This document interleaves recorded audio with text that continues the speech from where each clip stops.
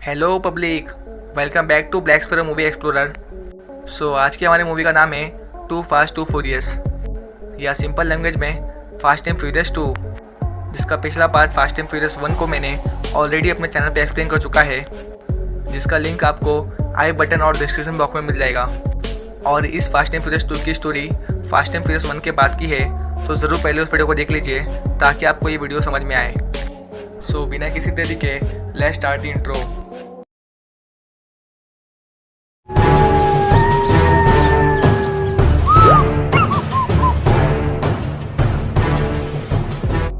Film start होती है और हम तेज पार्कर नाम के मैकेनिक को देखते हैं, जो कि गाड़ियों को ठीक करने के साथ ही साथ इलीगल रेसिंग भी करवाता है। और आज की रात ये एक रेसिंग करवा रहा होता है, जहां पर रेसिंग के लिए कम से कम 4 रेसर्स का होना ज़रूरी होता है, लेकिन यहाँ पर तो इस रेस में केवल 3 ही रेसर्स होते हैं। तो तेज पार्कर उन्हें बोलता है कि अगर तुम रेसिंग करना चाहते हो तो तुम तुम्हारे चौथे रेसर को बुलाओ, वरना रेस नहीं होगी। और इस बात पे वो रेसर्स तेज को ही किसी चौथे रेसर्स का जुगाड़ करने के लिए कहते हैं, जिस पर तेज बोलता है कि पक्का ना, कोई भी चलेगा। तो वो रेसर्स कहते हैं हाँ कोई भी चलेगा। तो तेज कॉल लगाता है और ये कॉल सीधा हमारे फिल्म के मेन एक्टर, क्या कह सके तो फिल्म के मेन रेसर ब्रायन को लगती है। और तेज ब्रायन को कहता है कि आज रात को रेस है और तुम्हारे पास 4 मिनट है, अगर तुम्हें रेसिंग करनी है तो तुम जल्दी से यहाँ पर आ जाओ। तो ब्रायन तुरंत रेडी होकर अपनी कार लेकर रेस ट्रैक पे आ जाता है और वो तेज को कहकर रेसिंग के बेडिंग अमाउंट को दुगना कर देता है। और अब ये चारों रेसर्स एक तूफानी रेसिंग के लिए रेडी हो जाते हैं और रेस स्टार्ट होती है, जहाँ पर इन चारों रेसर्स के बीच रेस को जीतने के लिए एक जुनून सा आ जाता है, जिसमें एक रेसर ब्रायन को ओवरटेक करते हुए रेसिंग में पहली पोजीशन में सबसे आगे होता है। और अब इनकी रेस का फाइनल मोड आता है, जहाँ पर तेज इन्हें सरप्राइज देते हुए रेसिंग रूट में आने वाले फ्लाईओवर को ही उठा देता है। पर इनके खून में सिर्फ 101 तक का रेसिंग करना भरा है, इसलिए वो पहले नंबर का रेसर और उसके पीछे से ब्रायन अपनी गाड़ी की फुल स्पीड करते हुए ये दोनों रेसर्स उस ब्रिज के ऊपर से जंप करते हैं, जहां ब्रायन अपनी गाड़ी को पुश करते हुए उस रेसर से आगे निकलता है और पहली पोजीशन पर आते हुए इस रेस को जीत जाता है। और यहाँ पे सभी लोग ब्रायन को शाबाशी देते हैं और ब्रायन भी जीते हुए पैसों में से तेज को उसका हिस्सा देता है। जहाँ पर ये सभी लोग खुशियाँ मना ही रहे थे कि अचानक से पुलिस यहाँ पे आ जाती है और पुलिस को देख वहाँ पे सभी लोग बचकर भागने लगते हैं, जहाँ ब्रायन भी अपनी गाड़ी में उनसे बचते हुए भागता है, लेकिन पुलिस वाले उसे किसी तरह पकड़ लेते हैं। और फिर ब्रायन को हम पुलिस वालों के साथ इंटरोगेशन रूम में देखते हैं, जहाँ पर पुलिस वाले उससे पिछले पार्ट के FBI के एजेंट मिस्टर विकिंस से मिलाते हैं। और ऑफिसर विकिंस ब्रायन को बताता है कि एक केस के सिलसिले में मैं यहाँ मियामी पुलिस के साथ काम कर रहा हूँ और पुलिस ने मेरे कहने पे ही तुम्हें गिरफ्तार किया है, क्योंकि हमें तुम्हारी ज़रूरत है। तब पुलिस ब्रायन को कार्टर वेरोन के बारे में बताती है, जो कि इस जगह का सबसे बड़ा इंपोर्ट एक्सपोर्ट का बिजनेस करता है। और अब उसने किसी तरह मियामी में ड्रग्स का बिजनेस भी स्टार्ट कर दिया है, जहाँ सबूत के लिए हमारी पुलिस और कस्टम टीम की एक होनहार और काबिल ऑफिसर कार्टर के साथ काम करती है। तो उसकी इन्फॉर्मेशन से हमें पता चला है कि कार्टर को एक बड़ी डील के लिए कुछ बेहतरीन स्ट्रीट रेसर चाहिए, इसलिए हमने तुम्हें चुना ताकि तुम हमारी मदद करते हुए कार्टर को सबूत सहित पैसों के साथ पकड़ा दो। और इस काम को पूरा करने पर तुम्हारे ऊपर लगाए गए पुलिस को धोखा देने के लिए और मुजरिम को भगाने के एलिगेंस को माफ़ कर दूंगा और तुम्हारा नाम पुलिस के रिकॉर्ड से क्लीन कर दूंगा। जहां पुलिस उसे एक पार्टनर देती है, लेकिन ब्रायन उस पार्टनर को ठुकराते हुए खुद के लिए पार्टनर खुद ही चुनने की बात बोलता है। जिसके बाद ब्रायन ऑफिसर विकिंस को अपने दोस्त रोमन पियर्स के पास लेके जाता है और ऑफिसर विकिंस को रोमन के रिकॉर्ड से पता चलता है कि रोमन पियर्स 3 साल जेल में था और जेल से छुटने के बाद भी रोमन के पैरों में काइंड ऑफ GPS मशीन लगाई होती है, जिससे कि पुलिस उसके पल पल के कदमों पे नज़र रखते हैं। और रोमन अपने घर के 100 गज के दायरे के बाहर जा भी नहीं सकता। ऐसा कह सकते हैं कि रोमन 100 गज के दायरे में ही कैद है। और रोमन पियर्स ब्रायन कॉर्नर को देखता है तो उसे उसका दोस्त ना करने के लिए बोलता है और इन दोनों में फाइट हो जाती है, जहाँ पर विकिंस रोमन को बताते हैं कि अगर तुमने इस प्रोजेक्ट में ब्रायन का साथ दिया तो पुलिस तुम्हारे सारे गुनाहों को माफ़ कर देगी और तुम्हें तुम्हारे पैर के बेड़ों से भी आज़ादी मिल जाएगी और साथ ही साथ तुम्हारा सारा रिकॉर्ड भी क्लियर कर देंगे। जिस पर रोमन ब्रायन के साथ काम करने के लिए राज़ी हो जाता है और ये लोग पुलिस हेडक्वार्टर जाते हैं, जहाँ इनकी सीक्रेट एजेंट मोनिका का इंट्रोडक्शन होता है, जो कि कार्टर के साथ पिछले 1 साल से काम कर रही है और अब उसी के साथ रहती है। और इसी ने ही पुलिस को स्ट्रीट रेसिंग वाली इन्फॉर्मेशन बताई थी।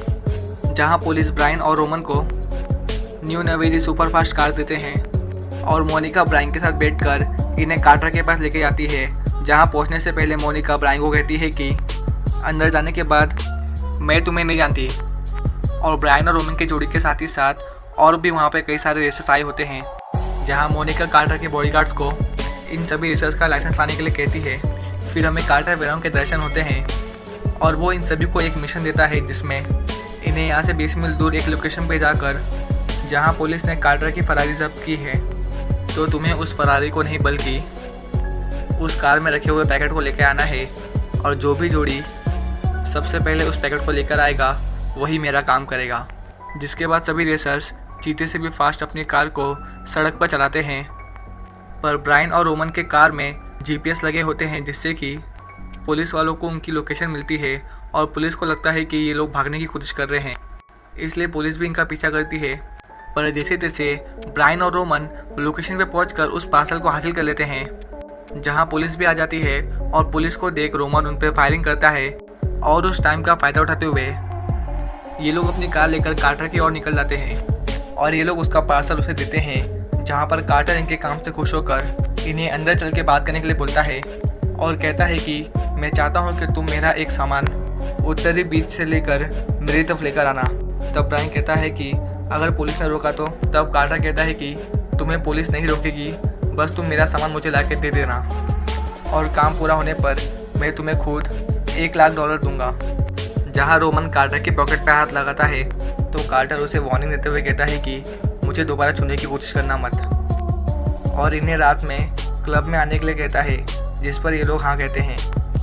देन वहां से ब्रायन और रोमन तेज के गैराज पे जाते हैं और उसके मैकेनिक को अपनी कार सर्विसिंग के लिए देते हैं। जहां उसका मैकेनिक बताता है कि इस कार में ढेर सारे वायर्स लगे हैं, जिसका मतलब है कि इस कार में जीपीएस है, जो कि रोमन और ब्रायन की पल की खबर पुलिस को देते हैं। इसलिए वो उस मैकेनिक को कार ठीक करने के लिए बोलते हैं और ब्रायन रोमन को बताता है कि कार्टर के बॉडीगार्ड उन पर नज़र रख रहे हैं। इसलिए रोमन उनके कार के पास जाता है और कार वॉशिंग के बहाने से उनके कार के आईने पर पेट्रोल डालता है और उस आईने पर आग लगा देता है ताकि ये लोग दोबारा से इनका पीछा ना करें। और वहाँ से ब्रायन की कार में बैठकर निकल जाता है और फिर ये लोग पुलिस हेडक्वार्टर जाते हैं, जहाँ वो पुलिस वाला रोमन पे गुस्सा करता है क्योंकि उसने उसी पर फायरिंग की थी।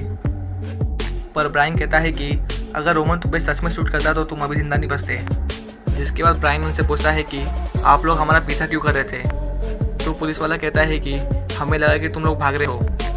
तो ये लोग अपनी सारी बात बताते हैं और कहते हैं कि कार्टर ने इन्हें वो मिशन दिया था, इसलिए हम लोग वहाँ पे गए थे, और ये बताकर ये लोग वहाँ से निकल जाते हैं। देन रात में ब्रायन के कहने पर तेज एक रेस अरेंज करता है जिसमें एक टीम में ब्रायन और रोमन होते हैं और दूसरी टीम में दूसरे रेसर्स, और इनके बीच डील ये होती है कि जो भी टीम रेस जीतेगी वो इनाम में हारने वाली टीम की कार ले लेगी। जहाँ रेस स्टार्ट होती है और पहला राउंड रोमन और उस दूसरे बंदे के बीच होता है, जहाँ पर रोमन हार जाता है। पर सेकेंड राउंड में ब्रायन किसी तरह उस दूसरे बंदे से हारी हुई रेस को जीत जाता है। जिसके बाद ये लोग डील के मुताबिक उन दोनों की कार्स ले लेते हैं और वहाँ से निकल जाते हैं। उस क्लब में जाते हैं जहाँ पर कार्टर वेरोन ने उन्हें बुलाया होता है। जहाँ ब्रायन और मोनिका बात कर रहे होते हैं तो कार्टर उन्हें देख लेता है और उन्हें बुलाता है अपने पास। जिसके बाद ये लोग एक रूम में जाते हैं जहाँ पर ये सभी लोग पुलिस के बारे में बात कर रहे होते हैं। जहाँ उसके गैंग की एक औरत मियामी के फेमस जासूस को पकड़कर वहाँ पर लेकर आती है और उसे छोड़कर वहाँ से निकल जाती है। जहाँ कार्टर के बॉडीगार्ड उस जासूस के हाथ पैर पकड़ लेते हैं और कार्टर उस जासूस के पेट पर एक चूहा रखता है और उस चूहे को बाल्टी से ढक देता है, और इस वजह से वो चूहा जासूस के पेट पे काटना चालू कर देता है। जहाँ जासूस को काफ़ी दर्द होता है, इसलिए वो कार्टर की मदद करने के लिए राज़ी हो जाता है और कहता है कि मैं 15 मिनट के लिए उस दिन मियामी के पुलिस को संभाल लूँगा और तुम अपना काम पूरा कर लेना। जहाँ पर कार्टर ब्रायन और रोमन को कहता है कि तुम्हारे पास 15 मिनट हो गए और पुलिस भी तुम्हें फुल सपोर्ट करेगी, इसलिए तुम मेरे काम को पूरा करना और कोई चालाकी मत करना। देन नेक्स्ट डे ब्रायन सो रहा होता है, जहाँ पर मोनिका आती है और वो उससे कहती है कि तुम वहाँ पे बिल्कुल भी मत जाना काम करने के लिए, क्योंकि मैंने कार्टर को अपने बॉडीगार्ड के साथ बात करते हुए सुना है कि जैसे ही वे लोग तुम्हें पैसों का बैग थमाते हैं वैसे ही तुम लोग उन्हें गोली मार के मार डालना। और तभी कार्टर के दोनों बॉडीगार्ड मोनिका को ढूंढते ढूंढते यहाँ पर पहुँच जाते हैं, लेकिन तब तक मोनिका बोट के ऊपर वाले विंडो से भाग जाती है। तो वहीं कार्टर के बॉडीगार्ड्स और रोमन और ब्रायन के बीच फाइट हो जाती है, जहाँ कार्टर पहुँचता है और इनकी फाइट छुड़ाते हुए कहता है कि तुम सबकी एक दूसरे से अच्छी बन रही है, इसलिए कल मेरे बॉडीगार्ड्स तुम्हारे साथ ही रहेंगे।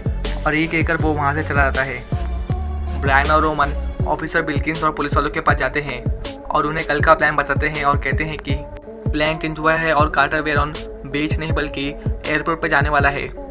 जहाँ पुलिस वाला कहता है कि ठीक है, कोई बात नहीं, हम तुम्हारी कार में GPS लगा देंगे ताकि सब कुछ प्लान की तरह हो। देन रोमन और ब्रायन वहाँ से बाहर निकलते हैं और ये लोग एक दूसरे से बात करते हैं और कहते हैं कि अब तो हम बुरे फंसे, एक तरफ पुलिस वाले तो दूसरी तरफ कार्टर, और अगर हमने पुलिस वालों का काम नहीं किया तो वो हमें जेल में डाल देगी, और अगर कार्टर का काम नहीं किया तो वो हमें मार डालेगा। फिर ये लोग तेज के पास जाते हैं ताकि ये अपने GPS वाली कार से बच सके, और ये तीनों मिलकर एक प्लान करते हैं और ये प्लान आपको आगे मालूम पड़ेगा। देन नेक्स्ट मॉर्निंग मिशन का डे होता है, जहाँ पर ब्रायन और रोमन अपनी अपनी कार लेकर लोकेशन पे पहुँचते हैं, जहाँ कार्टर के बॉडीगार्ड्स एक दीवार को तोड़कर उसमें से बहुत सारे पैसे बैग में भरकर इनकी गाड़ियों में रखते हैं, और दोनों बॉडीगार्ड्स अलग अलग होकर इन दोनों की कार में बैठ जाते हैं। पर लेकिन इनकी कार में GPS लगा होता है, जिससे कि पुलिस को मालूम पड़ जाता है, इसलिए पुलिस इनका पीछा करती है। तो वहीं दूसरी ओर एयरपोर्ट पर पूरी पुलिस फोर्स रेडी होती है कार्टर को रंगे हाथ पकड़ने के लिए। पर लेकिन कार्टर वहाँ पे नहीं आता और किसी दूसरे आदमी को वहाँ पे भेजा होता है। ये क्या धोखा हुआ पुलिस के साथ। म्यूजिक।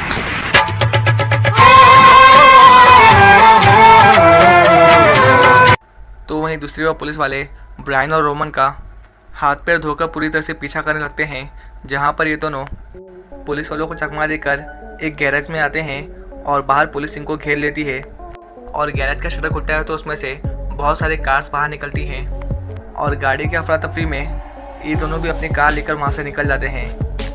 लेकिन एक बार फिर से पुलिस वाले इनकी कार को GPS से ट्रैक कर लेते हैं और इनकी कार का पीछा करते हैं, जहाँ पुलिस वाले इनको फाइनली पकड़ लेते हैं और कार में से इनको बाहर निकलते हैं। और जब ये कार में से बाहर निकलते हैं तो हम देखते हैं कि कार में से कोई और नहीं बल्कि तेज पार्कर और उसकी गर्लफ्रेंड बाहर निकलते हैं, जहाँ हम देखते हैं कि ब्रायन और रोमन ये दोनों अपनी रेसिंग में जीती हुई कार में बैठकर दोनों बॉडीगार्ड के साथ लोकेशन पे जा रहे होते हैं, जहाँ रोमन अपनी कार में एक बटन दबाता है, जिससे कि उसकी कार में बैठा हुआ बॉडीगार्ड अपनी सीट से निकलकर कार के बाहर गिर जाता है।